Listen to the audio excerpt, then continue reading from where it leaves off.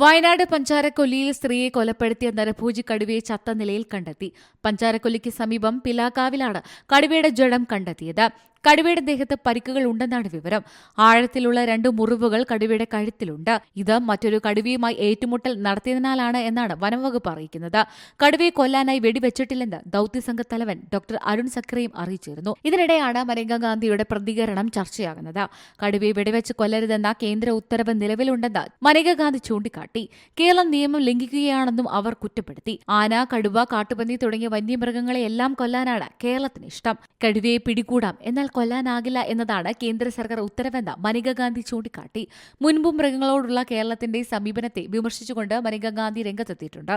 വനമേഖലയിൽ നിന്ന് ആളുകൾ കുടിയിറങ്ങി വന്യമൃഗങ്ങൾക്ക് സ്വൈര്യമായി ജീവിക്കാനുള്ള സാഹചര്യം ഒരുക്കണമെന്നതാണ് മനേക ഗാന്ധിയുടെ വാദം. News desk C Malayalam news.